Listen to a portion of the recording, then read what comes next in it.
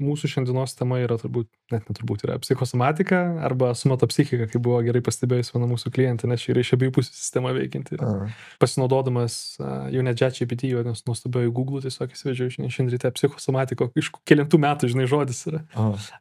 Kaip čia, pirmą kartą prašytas yra 1818 ir vieno vokiečio, kuris bandė prikirpti, kad, kaip jis ten buvo racionalizavęs, pirmasis žodis buvo net ne psichosomatiko, somatopsichika. Tai yra, kad tiesiog yra iš kūniškų tam tikrų skausmų ir gaivalų kylantis skausmas, kurį žmogus gali interpretuoti emociškai. Žinai, skauda pirštą taip, bet kai labai ilgai kosi, galiausiai skauda gerklę, bet neskauda dėl to, kad dabar kosi, skauda tiesiog, kad dažnai kosi. Tai toksai iš kūno kylantis galvos ir psichologinis skausmas arba emocinis skausmas. Po to vėliau tik tais pasiėmė psichoanalitikai, čia tas pats buvo Adleris, kuris sako, žinai, gali būti ir iš tos pusės, kur iš galvos nueina į kūną. Tai va, tai buvo psichosomatika paėmęs viršų. Ir taip sakant, per laiką iš esmės tas, kažkaip išliko daugiau psichosomatinė frazuotė, nors fundamentaliai originalas yra somatopsichika, nuo ko turbūt viskas dažniausiai lengviausiai racionalizuojama. Žinai, kūnas sukelia simptomas galiausiai patampa lėtiniu aspektu, kuris galiausiai pradeda, kaip čia, pasireikšti per emocinį spektrą, gal taip įvardinčiau. Bet čia, žinai, daugiau yra klausimas, tai yra, žinai, diskusijos tipažo, tai yra, vėlgi, aš labiau kaip medikas, daugiau kaip psichologas, gal vadinkime taip. Taip reikia vadinti. Taip reikėtų vadinti. Aš pasimiu tarp psichologas, psichoterapeutas, ar kaip tebe reikės vadinti? Aš esu ir tas, bet mano bazinis įsilavinimas yra psichologo. Fair enough. Tai čia, žinai, dviejų medalių pusės principų, tai, žinai, vadinkimės medikų ir psichologų šitame pokalbio lygmenyje. Tai, nes irgi, man daugiau yra klausimas pas pačius psichologus. Dažniausiai žmonės kreipiasi dėl įvairiausių skundų, problemų, čia, žinai, viso gyvenimo spektro ypatumai tenais yra. Bet kiek dažnai ateinantys žmonės tuo pačiu be išreiškimų emocinių sutrikimų išreiškia ir tokius somatinius skundus, kad ir kur tu, žinai, arba gal pradedi paskvestionuot, ar čia yra tikrai organika, ar čia yra biški daugiau ir psichosomatikos kilmės? Tokia taisyklė griežta yra, kad kol neįsitikinai, kad nėra organikos, tada negydai kaip psichologinės problemas. Pirma yra, dažniausiai ateina, sako, tada ramukai, sako, aš jau visus gydytus perėjau, viską patikrino, nieko neranda, bet man ten galvos skausmai. Tada jau tu supranti, kad čia greičiausiai psichosomatika, tai yra, kad kūną, emocijos kalba per kūną, kad jos negali būti, žmogus neįvardina, jis užgniaužęs, nejaučia. Bet čia yra griežta taisyklė, nes yra istorijų tų atvejų, kai galvos skausmo gydė kaip psichologinį simptomą, paaiškėjo, kad auglys. Kai aš mokiausi psichoterapijos, tai mums šitą įkelė galva, kad pradžiai prasileidė, jeigu ateina iš gydytojų ir sako, kad čia nėra, tada gali turėti įtarimą, kad greičiausiai tai yra kažkaip su žmogaus emocinė būsena susiję. Tas geras kampas, kad tu pradėjai pasakot, taip iš tikrųjų ta psichosomatika ir somatopsichika, ir jinai taip ir būna, nes žmonėm iš vienos pusės yra, kad emocijos keliauja per kūną, taip paprastai tariant. O iš kitos pusės atsiranda baimės, kad, pavyzdžiui, žmogus turi didžiulį skausmą nugaros ir jam sutvarkė ir kai tik pradeda truputėlį skaudėti, jam iš karto potrauminis streso sutrikimas atsiranda. Taip, ne pagal vadovėlį, didžiulė baimė, kad vėl reikės išgyventi patį pragarą. Labai jautri žmonės reaguoja, pradeda bijoti situacijų, kurios gali tai išprovokuoti. Tai ta dalis irgi yra, tai čia ne psichosomatika kaip tokia, kad žmogus bijo ir jam iš to simptomus atsiranda, bet iš jo realios patirties. Taip. Kalbant apie psichosomatinį skausmą, dažnai žodis skausmas man visą laiką yra toksai keistas, nes jisai savyje neša kažkurią organikos dalį, nes mes turime receptorius, kurie reaguodami į kažkokį stimulą, ten spausi, stipriau deginsi, tu jausi skausmą techniškai. Iš kitos pusės skausmas turi tokie, dalis žodžio skausmas nori sakyti, kad yra tiesiog jautrumas. Nes tu jeigu turi labai jautrią lokaciją, kuri dažnai, kaip ir sakai, yra kažkada buvo nudegusi, kažkada jautė skausmą. Ta lokacija iš savęs yra tas sensitive. Čia kaip viskas, ką tu su ją pajausti toje vietoje, jinai techniškai turėtų jausti 1 iš 10, nespaudžia 1 iš 10, bet dėl to, kad dažnai šitą vietą galvoji ir dirgini, yra daugiklis 2 arba 3. Tai žinai, jauti 3 iš 10, nors spaudi 1 iš 10. Ir va čia turbūt yra tas didžiausias sunkumas, bent jau iš irgi mano perspektyvos, kai komunikuoju su žmogum, tai yra kiek gali tikėti to, kai sako. Nes čia čiut neveikia tas Dr. House, žinai, visi žmonės meluoja ir visi žmonės tirština. Ir žmonės nori, kad tu tikrai suprastum, kiek yra blogai. Ir toks, o galima be to Kas suprasčiau, aš noriu tiesiog išgirsti, ką jūs sakote.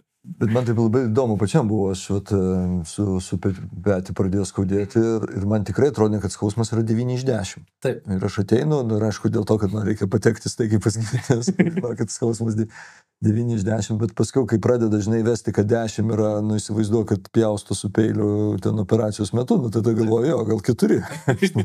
Tai tas palygimumo gradientas, nors aš galvoju, dabar tas vaikai, jie labai šito iš mažumės yra nuo darželio greičiausiai mokomi. Kad jie galėtų įsivertinti, bet ką, skausmą, pojūtį, tai kiek iš 10. Iš tikrųjų, kaip tu sakai, subjektyviai yra. Taip.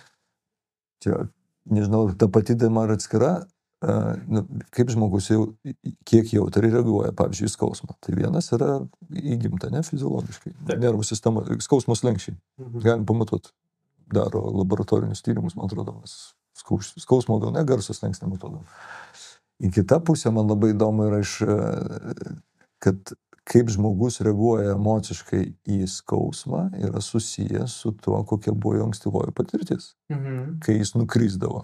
Ar tėvai eidavo iš proto, vaikas nukrito, susižeidė. Taip. Ir tada vaikas supranta, kad kai susižeidė, aplinka labai nerimauja, reiškia, ir aš turiu nerimauti. Taip. Ar visi sako, parodė, kaip čia yra, viskas tvarkoj.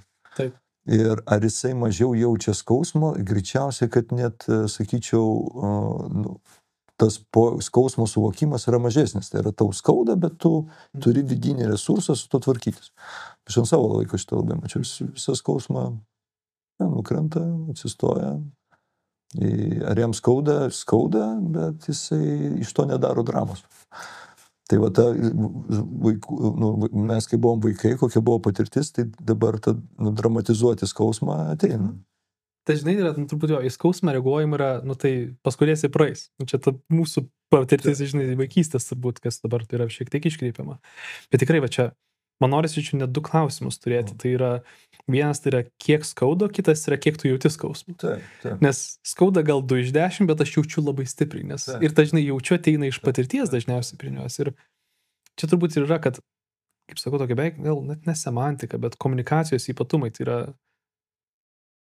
vėlgi iš mano tokios fiziologinės pusės, nes skausmas iš savęs visą laiką yra kaip apibendrinantis signalas, nes skauda X reiškia skausmo kilmė yra kažkokių, žinai, po apačio, taip sakant, po to vandeniu esančių signalų. Tai yra, ar mes ten turime audiniai tempės, ar ten uždegimas, kur signalų daugiau, ar tenais temperatūra didesnė, ar tenais lūžis yra.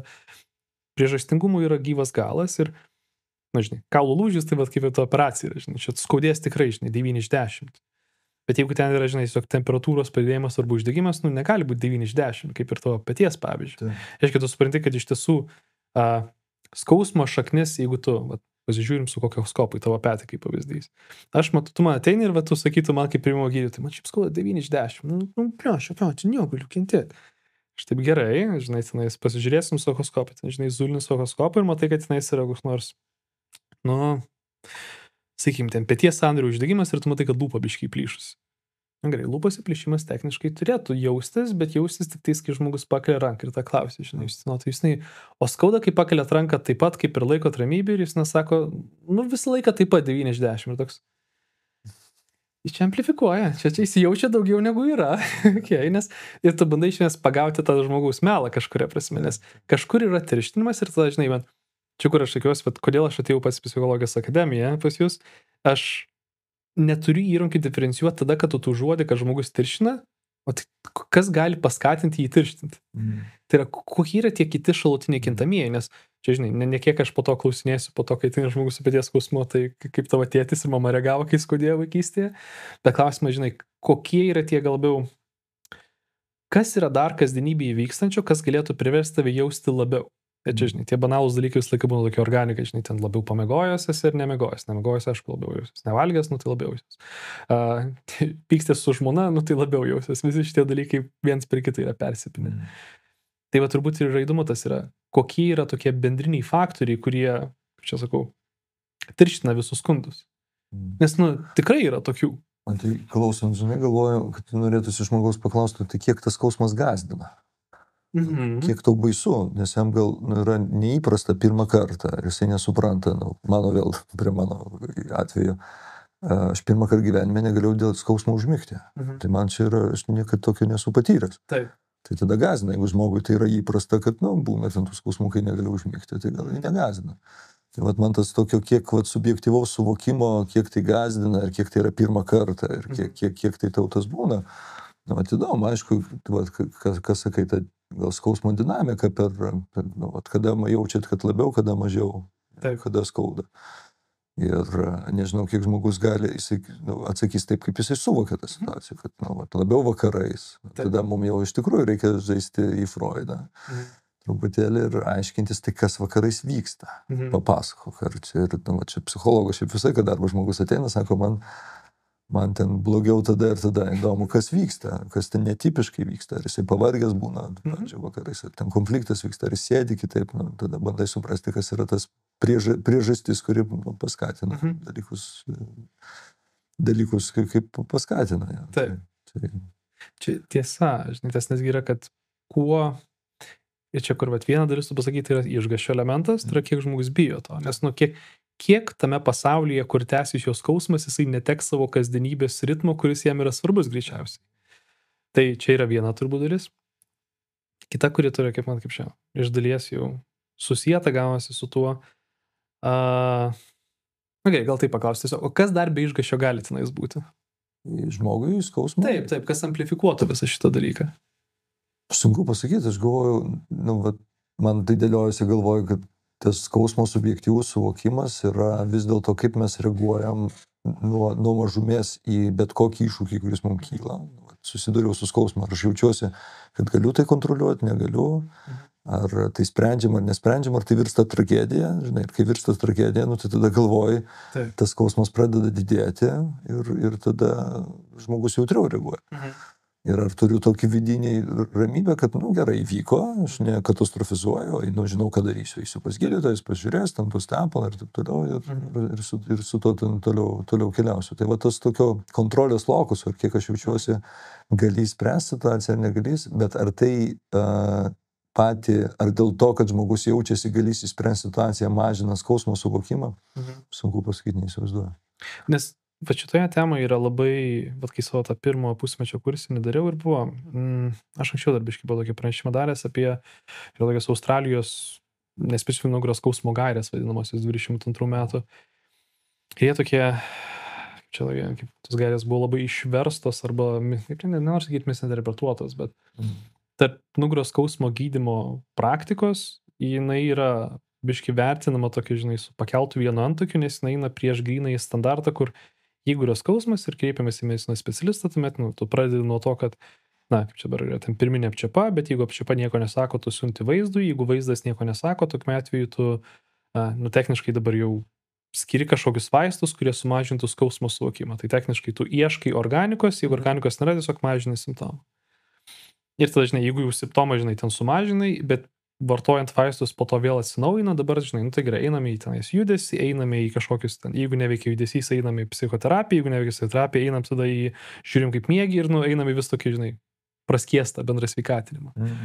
Ir gairės tos Australijos, jos tada, žinai, apsuka apsvirkščiai tą visą trikampį, tai yra sako dabar gerai, jeigu tu jau jauti kažkokį skausmą. Ir jas tai prašytos, nors ir tyrimai visi yra aprašomi, nes viskas ten grindžiama savo tam tikrom statistikom ir vėl epidemiologijais ir ten tiksliniais tyrimais. Tai vėl tas, nors ir daugiau yra tyrimai apie nugaros skausmą, yra plačiai labai šneka apie skausmo suvokimą, kad tuo metu, kai žmogus ateina ir skundžiasi skausmu, tu pirma turėjo, kaip čia dabar, išsiklausinėti detaliai su kuo, kaip psichoterapija arba psichologija. Tai yra, bet kas žmogus pats išgirstų, kokios yra tendencijos jo skausmo, nes jeigu jisai jaučia, nebūtinai supranta, su kuo tai yra susiję. Iš dalies jums sako, kaip terapeutai, reikia tai žinoti, iš kitos pusės pats žmogus turi suprasti, kokiuose kontekstuose tai vyksta, nes tuomet jisai gal leis bent jau kontroliuoti kontekstus. Jeigu tai vakarais, tai okay, žinai, jeigu vakarais ir kada būna po darbo, tai gerai. Bet jeigu nedirbo mažiau skauda, tai gerai, gal darbas tada suskatina. Tada, žinai, apie darbą jis pradės daugiau galvoti. Jis analizę pradės atlikinėti savęs paties. Čia prisiminiau, žinau, kai man buvo 16, man atrodo, aš nuėjau pas gydyti, reikia iš vienos poliklinikos į kitą, ten jau iš vaikų į suaugusių persirašyti ir gydytas, taip sako, skausmai kokie nors? Sakau, būna nugarą paskauda. Kada? Kai nepatogiai, ką nors darai, tada. Tai sako, nereikia nepatogiai daryti. Trūkas, būtent. Pėdas, aš negalvoju, okei. Aš galvoju, kad tose gairėse yra logika tame, kad vis dėlto nugaros skausmų priežastis dažnai yra įtampa, nerimas, ne nerimas, įtampa, nuolatinis stresas patiriamas. Ir ką nori žmogui parodyti, kad mes čia ką nori galim padaryti, bet jeigu tu nekeisi gyvenimo būdą, tai tau toliau skaudės. Ir kad jis tą pagautų ir susamantų, kad, žiūrėk, tai, kad su kuo tai susiję, daug dirbo. Tai ką tu galvoji, mes čia galim sportuoti, galim vaistus naudoti, bet jeigu tu nekeisi gyvenimo būdo, tai tau toliau ir viskas blogės. Kažkur progresuos. Tai kad reikia ir tai daryti. Tai jeigu taip binariškai nežiūrėti, jeigu žmogus daug dirba ir jiems skauda nugarą, nes jis daug dirba, atsakymas yra dirb mažiau. Ten ir bus, nes čia binarinė sistema tada. Arba dirb mažiau ir daugiau ilsėkis.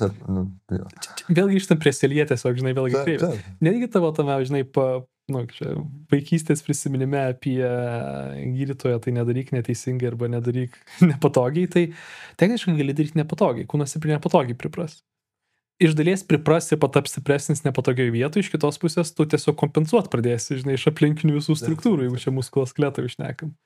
Tai grįžtant dar biškai prie tos pačios gairės, po to ten tęsia, kur, o tada, kai išklausinėjai visų tų dalykų, tada, eini į tą antrinę etapą, kur iš esmės, o dabar, kai išklausinėjai, pradėkime žiūrėti, ar žmogus yra, pakankamai besilsintis, ar pakankamai aktyvus, ar turi gerą socioekonominę padėtį, reiškia, ar jis nėra nepritekliuje, nes visi šitie dalykai, nes vėlgi, ta visa gairė sukas apie daugiau, bando racionalizuoti, kad skausmas yra tiesiog išdės jautrumo suvokimas. Žmogus patapo labai jautrus, nes kažkas skatino jautrumo. Ir tos kažkas yra, gyvenimiškai paprasti dalykai. Tu nemėgi, tu nevalgai, tu jaudinės, tu nervuojas, tu per daug dirbi. Tai šitos, kai sutvarkysim, tada mes galėsime tik tai, arba šitos praeikime ir sutvarkim, kiek galim, kai vis dar tęsiasi, ten, čia, šiek tiek falsifikuoju duomenis, nes jie pačio pradžioje dar sako, atmeskime vienintelį dalyką, ar tai nėra vėžys, ar tai nėra lūžis. Nes šito du dalykai, sako, čia jau savo aiškiai, yra specifinis skausmas, jisai turi aiškius rodiklius, tai jeigu ne šitie du, tai tuomet visa kita yra nespecifika. Ir tada, ten išsimiegojo žmogus, pavalgė, pailsėjo, jį kažkas paminkė, jisai, tenais myli savo mamą, vaikus ir šuniuką.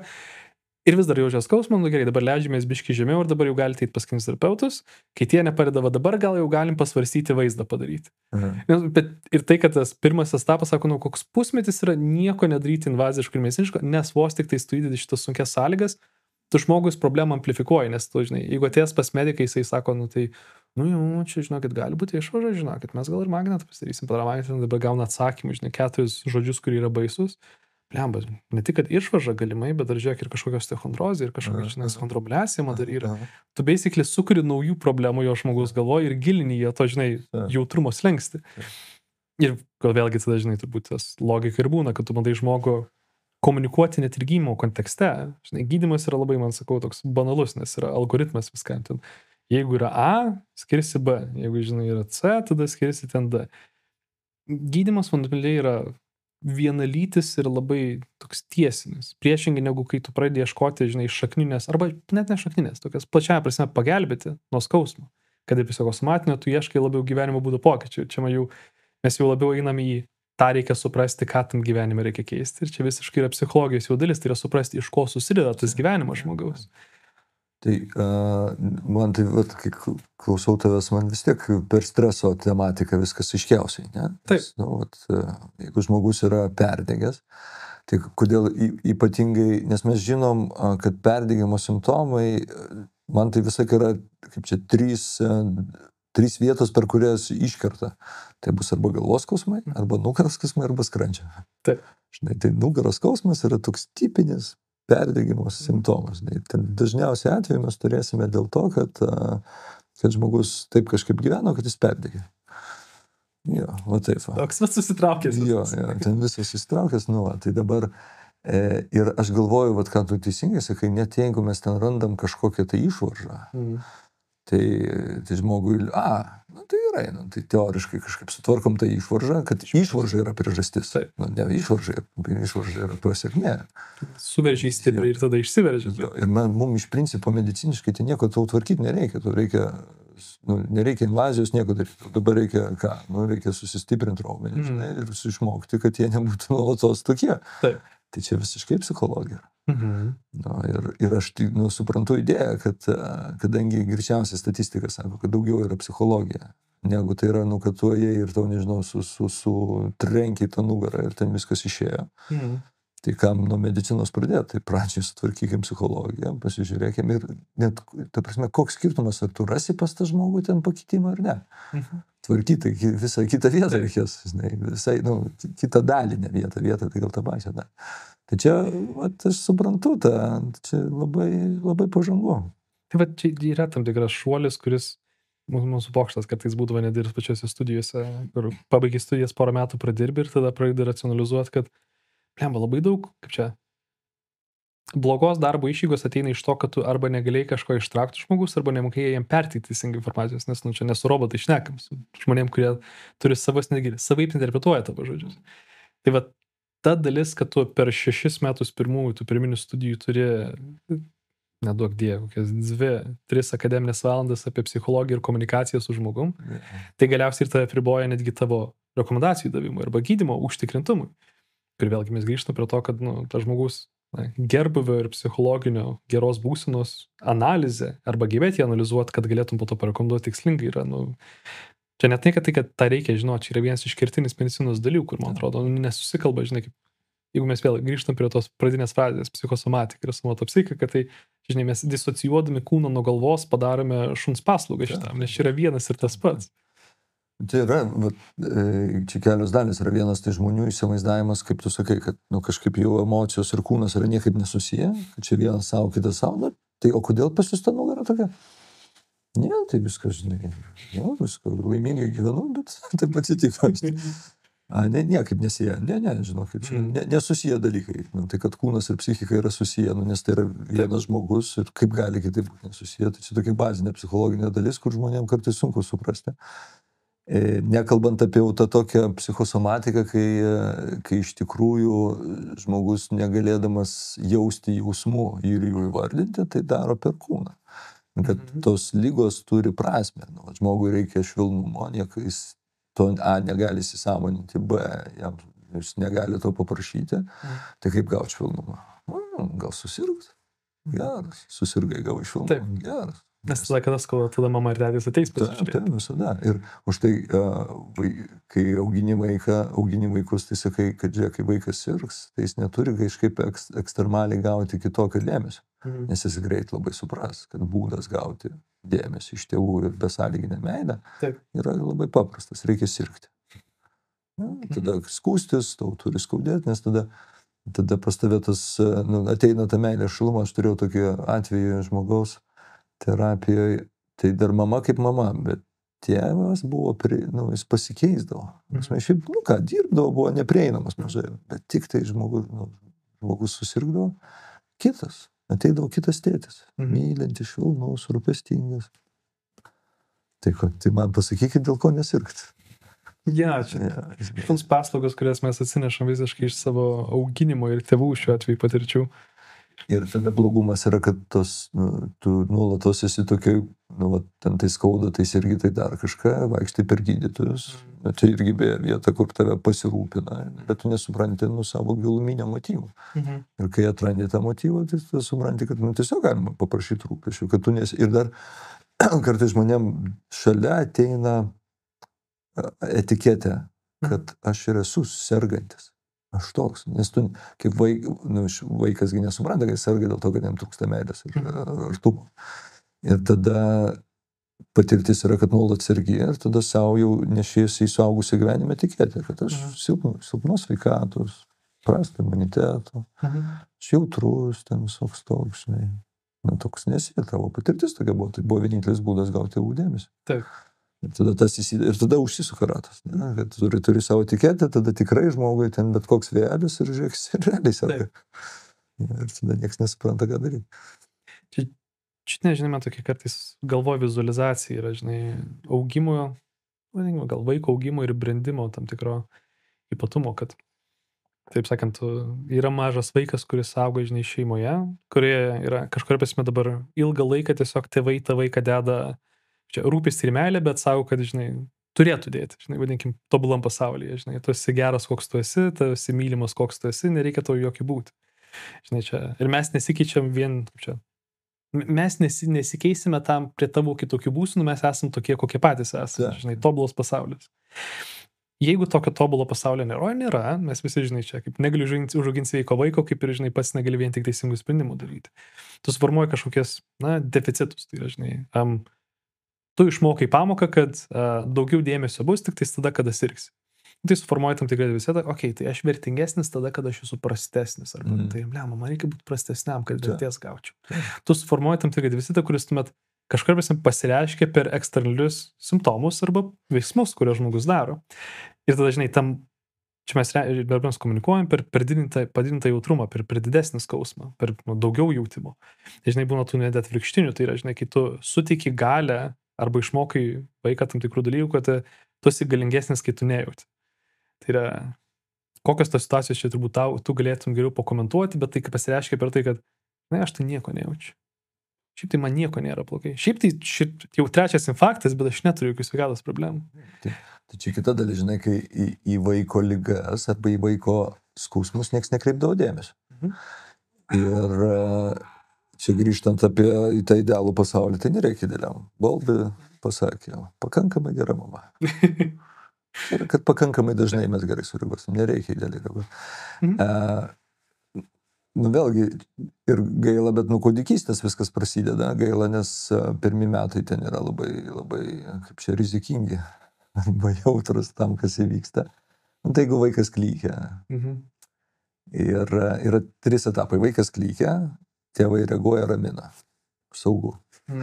Vaikas klykia, tėvai laukia, gal nurims, vaikas dar klykia, galiausiai neapsikeičia, tie nereaguoja. Nesaugu. Kada gausi dėmesio, kai garsiau klyksi. Ir vaikas klykia, vaikas dar garsiau klykia, ir galiausiai jis neturi šities, jis pradeda slupintis, pradeda nejaus. Tai vėl nesaugu, kita strategija, kaip tvarkyti su nesaugumu, yra nejausti. Nes kitaip išprotės. Ir čia prasideda, bet ir ilgainiui gali būti, ko čia verkė? Nukrito, rado čia žliumbės. Ir apskritai toks požiūris į vaiką kaip į, kaip čia pasakyti, tokį, kuris turėtų nieko nejausti, nieko nedaryti, tada jis geras. Taip žmogus išmoksta, kad tavo pasaulis, tavo poreikiai, tavo norai ir tavo skausmai niekam iš principo neįdomus. Ir tada tu pradedi nejausti. Žinai, turėti tokią filosofiją suaugusiam yra fine, bet vaiką tą mokyti čia yra, čia ir suformuoja visą tą patologiją. Nežinau, fine, bet tu tada išmoksti taip į save nekreipdėmesio. Nes iš kur tu žinai, ar tu vertingas ar ne? Jeigu tave vertino, tai tu vertingas. Jeigu nevertino, tai kam dabar? Tai ką čia? Susižydžiau, tai...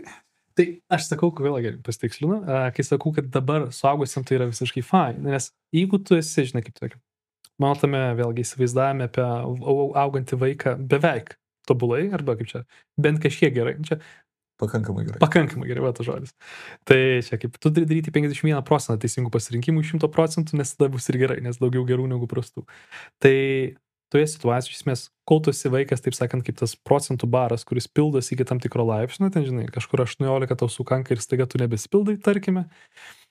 Po to, iš esmės, jeigu tu jau susiformavai ir, žinai, dabar tu pats savivertė yra gera, tu savim pasidarai viskas gerai, tai tu gali dabar turėti šiek tiek ir neglistinšką požiūrį į pasaulį, bet dėl to tu kaip identitetas visiškai nebyri.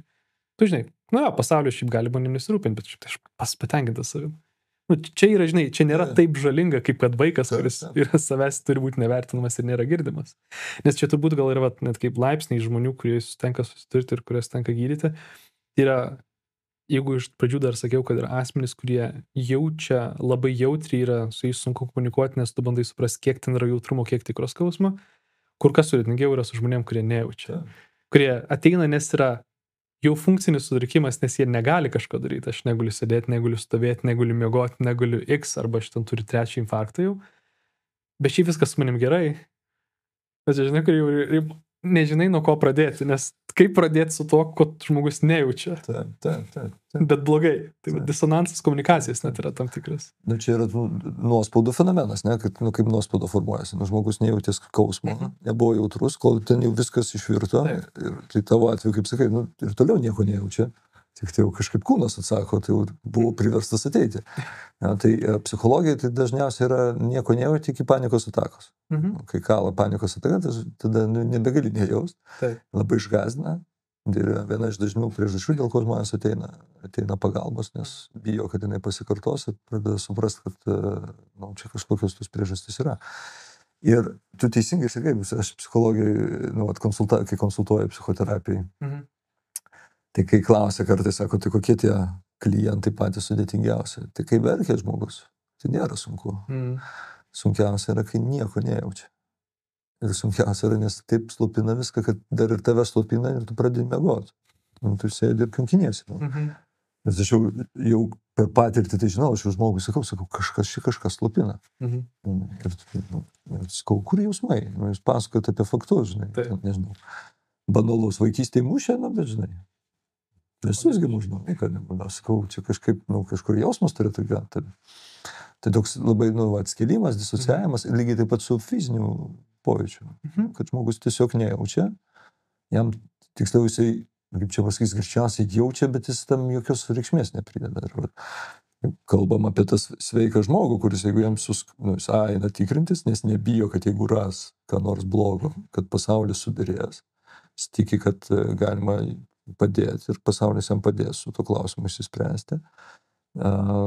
Tai ir jeigu kas nors atsitinka, jis reaguoja sveikai, jis nedramatizuoja, kad pasaulis sugriuvo ir nenuvertina, kad čia nieko tokio. Jis reaguoja sveikai, man skauda, ką reikia daryti, pas gydytoją, koks tas skausmas, toks, kaip aš jį suprantu. Jis tą mane išgąsdino ar neišgąsdino, yra toks, ką toliau daryti. Ir tada vieni dramatizuoja, kad ir žinai, o kitie, čia nieko tokio. Tada yra žmonių, kurie su skausmu, aš galvoju, kad jie irgi nenori spręsti problemos, gyvena ant vaistų, nuskausminamųjų ir nuobodžiai, nes bijo. Nes bijo. Taip. Prevenciją reikia daryti dar kas nors baisu, o kas bus, jeigu nepasiseks. Tai mes čia su viena iš mano, ir kaip čia gydytojų kolegų, kaip čia prieš gal savaitę racionalizavom apie tą būtent vaistų vartojimą ir kaip čia skausmo temą. Ir kažkaip palėtėm, kokie tie vaistai būna, kurie slopina. Ir ten pagrindinė vis tiek benzodiazepinai. Ir tas populiaresnis Xanaxas, tai kaip čia buvo mūsų pokštas apie tai, kad Xanaxas yra modernus nušvitimas tabletėje. Vis iš esmės kaip čia nujungi kūno suvokimą, atidalini galvą nuo kūno. Nes tokia atveju, žinai, čia galva nebejaučia, ką kūnas daro. Tai puikus vaistas, ant ko dauguma ir sėdi, žinai, moderniosios populiacijos, nes tu disocijuoji šitos dalykus ir dabar esi nušvitęs. Aišku, kūnas toliau pūva, bet nušvitęs esi tą akimirką, kol vartoji. Net tiek kaip čia apie tai mes kaip aš pačią laidą dar šnekėjom, net apie tą visą seriją South Parko apie Xanaxą, kad žmonės, kurie žiūrėjo Xanaxo seriją po to naktį buvusiam Twitter'yje dabartiniam X tiesiog rašo piktus komentarus, bet po to naktį iš ryto neprisimena, ką juos rašė, nes, žinai, galva dirba, bet kūnas, žinai, savo dalykus darė. Tai fundamentaliai jo, apie ką šnekta turbūt yra, kad visi tie vaistai, didžiąją dalimi jie padeda disocijuoti, bet yra tam tikra duobė formuojama, nes tuomet žmogus su slopinamaisiais vaistais tik tais atitolina savirealizacijos akimirką, nes tai, kad tau vyksta panikos ataka, kaip tu panaudojai pavyzdį, mano pasaulyje, nes irgi su muskuloskeletu pagrinde dirbau, tai yra tada, kai žmonėms susuka tas radikulitas vadinamasis. Čia yra ta akimirka, kai tavo kūnas, taip sakant, už to lenciūgo tave truktelėjo, tu kažkaip atitolai nuo savęs. Nes šiaip netyčia, tu būtum, kaip čia, ypač į klausimą, ypač po to, kai surakina į klausimą, kaip prieš tai jausdavais, ar būdavo, kad blogiau jausdavais, ar ten skaudėdavo, ne viskas gerai. Nes jeigu tu manai, kad viskas buvo gerai ir tada staiga surakino, tu kažkaip labai per laiką, taip sakant, kūnas gyvena savo, tu gyvenai savo, jūs atitolot. Tai čia yra turbūt, žinai, aš labai mėgaujuosi, arba, žinai, čia piktai skamba tas, bet džiaugiuosi, kai žmonės turi tokių supurtimo akimirkų, nes tada yra, kaip čia, toks yra. Tu turi savo tarpą durise, kur aš galiu pradėti komunikuoti, kad žiūrėkit. Kūnas sakė tai, jūs dabar esate čia, tai reiškia, kad čia mes jau kalbame, kad procesai prasidėjo prieš X laiko. Reiškia, mes turime tam tikrą periodą, kurį mes dabar turime, kaip čia, racionalizuoti, kas ten vyko, suprasti kiekvieną intarpę, ko trūko ir tos tarpus dabar pradėtų užpildyti. Nes kol mes jų neužpildysime, tas spraga jinai toliau, kaip čia, bujos arba net ir plėsis.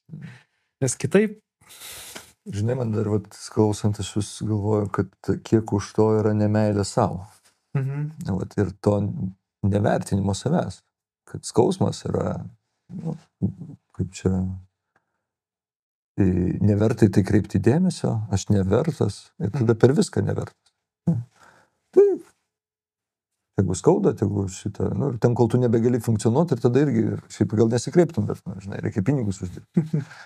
Tada, bet tos tokios nemeilės ir nevertės savo labai daug. Ir iš kitos pusės tas irgi vat, jautrus reagavimas į bet kokią diagnozę ir lygą irgi yra apie to tokio, nu, ir nepasitikėjimas savim ir kitais. Prasme, kad, nu, vat, aš čia, kaip čia bėda, čia neišspręsi, nieko nepadarysi. Tokius vat, daug per tas mintis, bet tokio nuostatų labai daug.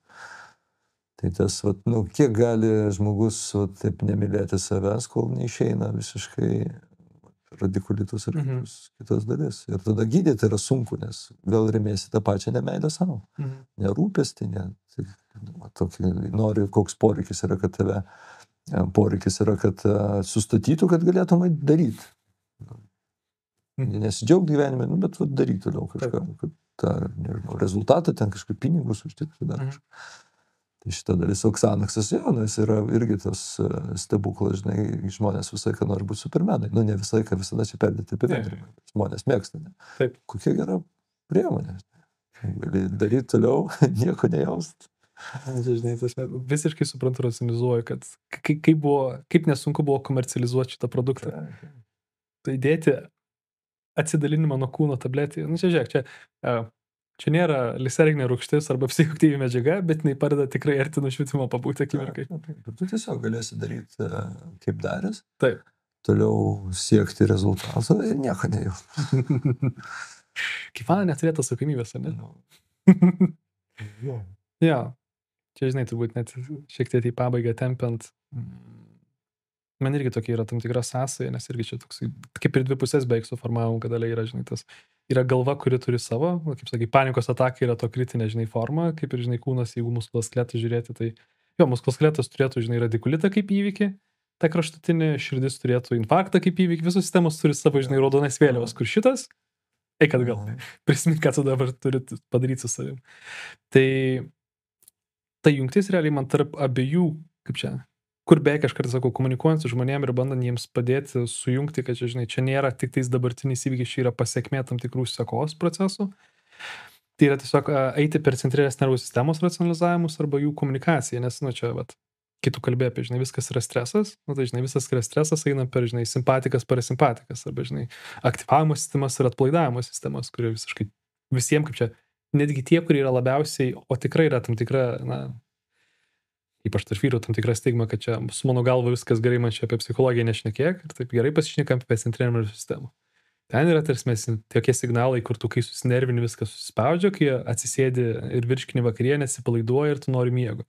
Tai žinai, kai prisipildo skrandis, tada tu labiau atsipalaiduoji, nes parasimpatika aktyvuoji tada, kada, nežinau, tenai žiūri savo krepšinio rungtynės, tada tu labiau aktyvuojasi. Tai ir čia yra, žinai, tam tikra jungtis, kur kai tu pradedi komunikuoti apie šitų sistemų didesnė aktyvacija, kuo daugiau aktyvuoji, tuo daugiau, taip sakant, kitas slopsta. Jeigu tu visą laiką tik aktyvuosi, slopinti nebemokėsi savęs.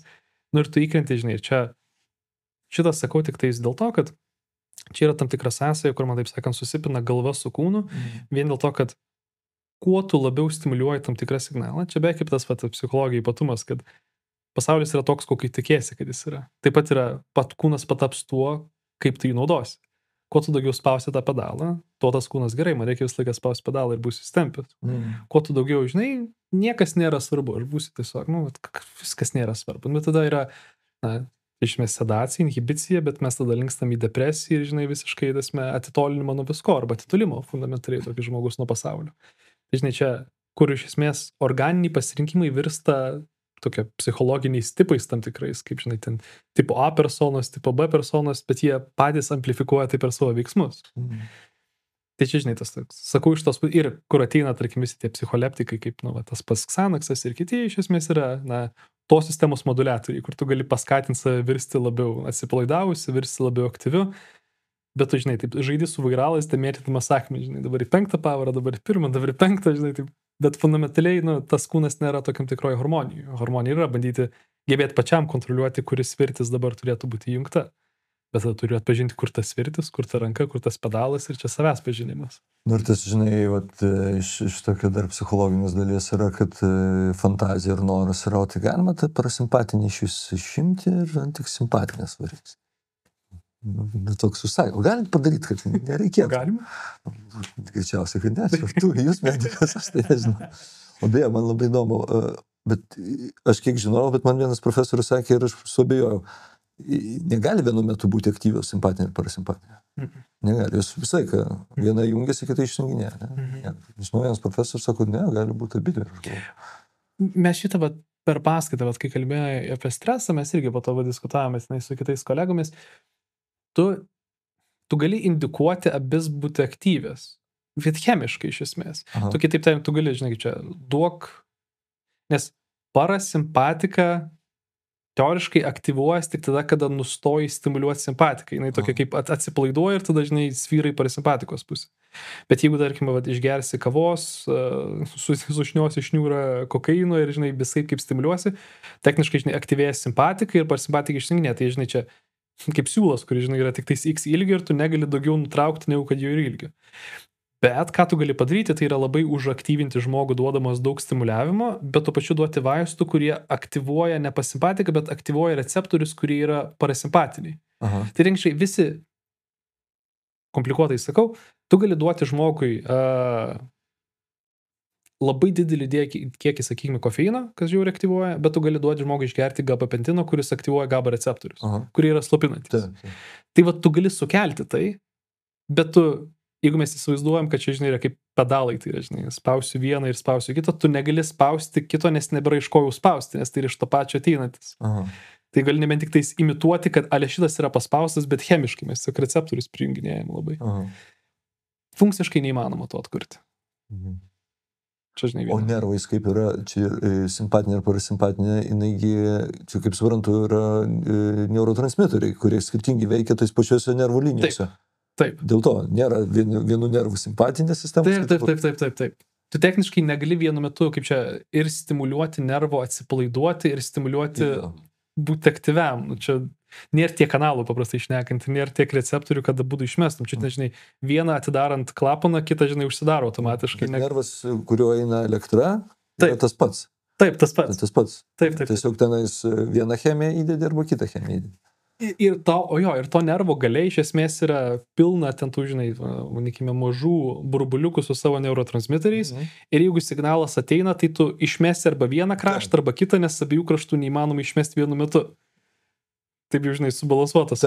Nes iš kitos pusės, žinai, čia jeigu tu, kas būtų, jeigu tu vienu metu, čia labai subanalinkim visą tai, bet jeigu tu vienu metu sugebėtum simpatika, jeigu labai aktyvuoji, pulsas didėja. Jeigu parasimpatika aktyvuoji, pulsas retėja. Kas būtų, jeigu būtų? Nieko. Nieko nevyktų. Tai čia, žinai, kaip...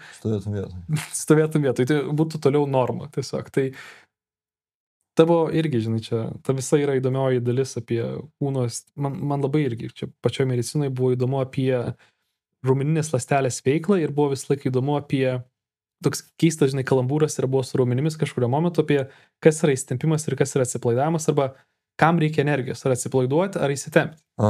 Ir kai nusileidai visiškai ląstelinį lygį, čia yra, žinai, kur biški smegenys būna vienu, kai su išgirsi, būna taip biški pasislenka kažkas ir taip turiu apie tai pagalvoti, kad suprasčiau. Tai yra, teoriškai tau energijos reikia ne sutraukti, o tau energijos reikia, kad gebėtų atsipalaiduoti. Nes gal prisimti biškai būdavo ten tokios ATP, adenozintrifosfatas, ten tos molekulės skilimai, kažkas, žodžiai kažkokie ten plaukiantis, ne? Paprastai šnekant yra, žinai, kiekvienas rumuo turi savo ten tokias kojytės, kur kiekvieną kartą, tas bicepsas visas ilgas, kai tu iš esmės ir jame yra daug siūlelių, tiesiog vienas ant kito sugrupuotų. Ant jų yra tokios, aktino siūleliai, mezino galvutės, kurios, kai tu nori sutraukti užkabinę mezino galvutę, ir jinai tada patraukia viską, žinai, dėl to susitraukia rumuo viens į kitą. Ir sustandėja dėl to, nes suvažiuoja viskas į vieną masę. Bet techniškai tau energijos reikia ne padaryti šitam. Tau energijos reikia, kad atsikabintų. Tai kitaip tariant, tau energijos reikia ne šitam padaryti dalykai. Tau energijos reikia, kad tu galėtum atpalaiduoti, kad vėl įvažiuotų viskas į standartinę formą. Čia tą galime nesuprasti, žinai, kur yra rigor mortis, kai lavonai numiršta, jie tiesiog tam tikroje formoje, jeigu palieka ir lieka taip pat. Taip, nes kūnas užsirakina ir nėra energijos atpalaiduoti. Tai va čia, žinai, kur kūnui reikia energijos atsipalaidavimui, ne aktyvumui. Taigi atsipalaidavimas reikalauja įdėti pastangų, o ne tiesiog ateis atsipalaidavimas, kai aš nieko nedarysiu. Tai čia, žinai, toks mental biški aspektas, kad tai nėra tiesiog ateinantis natūraliai procesas. Klausyk, o tas vagus nervas, tai jo yra aktyvuojama ir simpatinė, ir parasimpatinė. Galia būdu daryti, taip. Galia būdu. Čia tiesiog greitkelis, per kurį vaikštau. Taip. Čia, kaip žinai, kaip mes... Aš taip labai naudojas progą. Mūsų neurologas vienas labai juokdavosi apie vagus, kad, sako, jeigu kažkas, sako, jums bandys įrodinėti, kad vagus nervas yra tik tai parasimpatinis, tai tuomet priminkit jam, kad nervus vago pabaiga yra siklidės ir jeigu jie spirsi, tai tada žmogus susiries. Nes ten irgi yra simpatinis skaidulų, kuris prie viską susitraukti, jeigu pastimuliuosi. Tai čia tam tikri pokštai, bet jo, čia ta jungtis yra tarp mūsų, kaip čia, tarp galvos ir kūno kažkur ten nervų sistemui, nes tai yra tokia neutrali, jinai tiesiog yra svirtis, kuri kontroliuoja, žinai. Įsitemkim, atsipalaiduokim, duokim energijos, laikykim energiją, čia, žinai, tokia yra balansavimo. Bet tikrai, biškai yra liūdna, kad taip yra, mes taip pat, kaip sakau, yra terapeutai nuo chirurgų yra dvi kastos, kurios nebendrauja, bet taip pat kaip ir medikai plačiaja prasme su psichologais yra tokie, kaip ir komunikuoja, bet tik tai, žinai, darbiniais santykiais, bet in general nežiūri kaip komandinio darbo, nes čia yra komandinis darbas. Čia kaip mano tėčio visą laiką būna mano toks tipinis klausimas, kuris man labai kažkada įsikelė, kuris jam paskyrė vaistų nuo buvo priskirti vaistai širdies ritmo kontroliavimui ir jis manęs klausė, kiek reikia vaisto vartoti, 1 ar 2 tabletės. Aš sakau, nežinau, pasiklausiu kardiologą ir jo klausimas, o kaip tu nežinai, tu irgi medikas. Tai tada mano, žinai, yra atsakymas, kodėl sakau, tai gerai, jeigu esi mechanikas, tai ar žinai, kaip tvarkyti traukinio variklį? Ne. O lėktuvą? Ne. O tai koks tu mechanikas? Tai, žinai, kūnas yra sistema iš daug subsistemų ir mums reikia tų sistemų atskirų specialistų, nes visi mes specializuojamės į kažkurią dalį, žinai, aš gal tik tais į patį, žinai, skeletą ir raumeninę dalį, tu, žinai, galvos ir emocinės būsenas, bet stilt mes kalbame apie vieną sistemą ir kai ateina žmogus, kuriuos aš tavo kartais atsiunčiu, tai aš nebesuprantu, kaip susidirbti su to, nes aš neturiu žinių šitoje srityje ir man reikia, kad kažkas kitas padėtų interpretuoti tas dalis. Bet gale dienos jam nėra galvos problema, jam nėra kūno problema, jam yra visumos problema. Bet tas medicinai, aš labai džiaugiuosi, dabar keičiasi, nes anksčiau iš tikrųjų, nieks kas bapagystas, šeimos gydytojas, bendrosios praktikos, tas turėtų, aš kaip suprantu, visai ką matyti bendrą vaizdą. Ir matyti, kas svarbiausia, priežastinius pasiekmės ryšius. Kad jeigu yra taip, o pas mus buvo įprasta, kad dirbam simptomatiškai, jeigu skauda širdį, tai pas kardiologais ten pažiūrė, sako, pas mane viskas tvarkoja. Gerai, tai pas mane irgi viskas tvarkoja. Galvojau, tai kur čia, žinai, kur čia yra priežastis, ta holistinė medicina, kuri ateina. Gydytojas pradeda bendrai matyti, kad tai yra kažkokia bendro funkcionavimo kažkoks tai rezultatas. Žinai. Ir tas iš tikrųjų medicinoje, aš tai galvoju, kad tas labai jau pasikeitė, net anamnezės tas pačias renkantis. Visai, kai klausinėja apie šeimos situaciją, apie darbą ir taip toliau, nes tai supranta, kad ten gali būti dažnai priežastis, yra ten ir jos net, kaip čia negali sakyti, psichologinės, gyvenimiškos. Iš gyvenimo kažkas atsitinka, kai tu ten per daug bėgi, per daug darai, per daug dar kažkas. Ir taip, psichologija, kai galvoji, kai turi būtent psichosomatika, tai dažnai reikia ir tokio medicininės supratimo, ypač streso tematika. Nes tada turi šiaip smalsu ir įdomu suprasti, tai kaip čia ant žemės, kaip iš tikrųjų veikia. Nes mes psichologijai daug turim terminų arba dalykų, konceptų, kurių negalim pamatuoti. Sunku apčiuopti, o šiaip jau esame mokslininkai, psichologai, tai yra psichologijos mokslas. Tai tada yra įdomu ir už tai ta streso tematika yra labai smagu tyrinėti, nes ten viską gali čiupinėti, gali matyti, suprasti, žinai, kad tai kaip pamatuoti streso lygį, kortizolį galim pasimatuoti, žinai, arba tą patį širdies ritmą, arba tą patį variabilumą. Ir galim pasakyti, kad tie ir tie metodai veikia, objektyviai veikia. Nes tai subjektyvus patyrimas žmogui, kad jam pagerėjo ar nepagerėjo, irgi yra iš tikrųjų svarbus. Ne? Bet nebūtinai reiškia, kad objektyviai taip padeda. Tai už tai kokią nors tam psichoterapijos naudą pamatuoti, arba tai irgi yra kartais sudėtinga.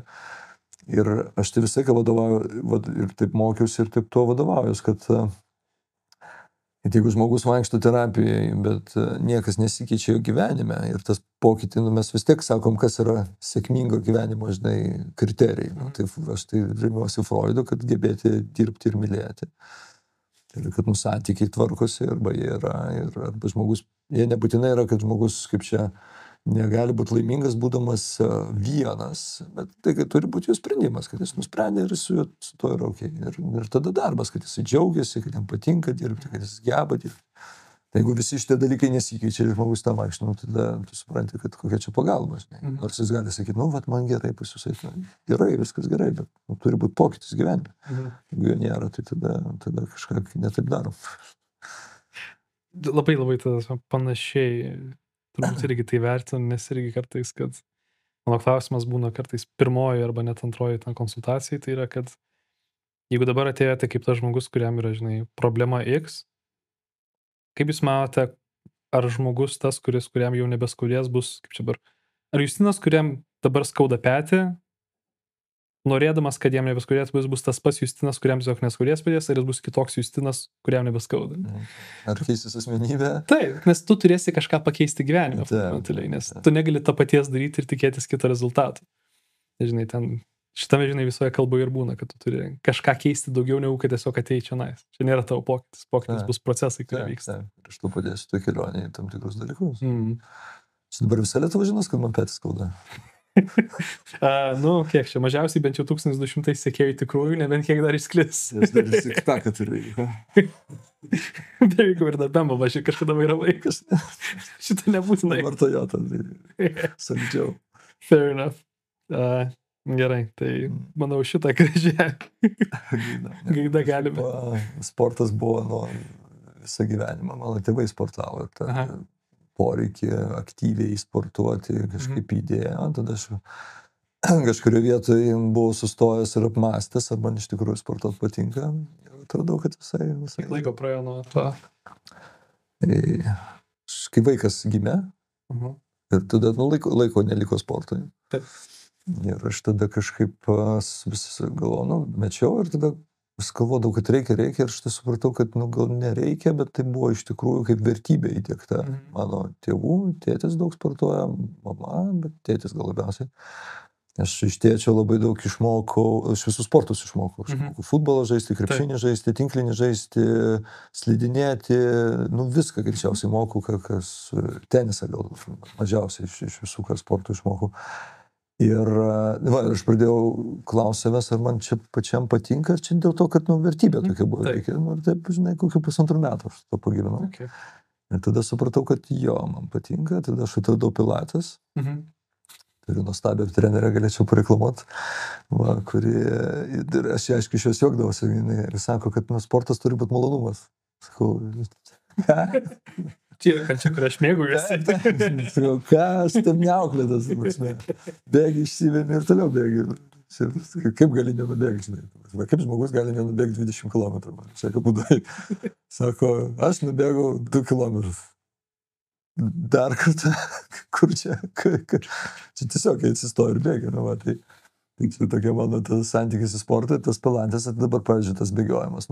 Aš tikrai, man kaip meditacija tam tikra, bet tas krūvis ir kažkaip man patinka raumeningas kūnas, beje, reikia pasakyti, žinai.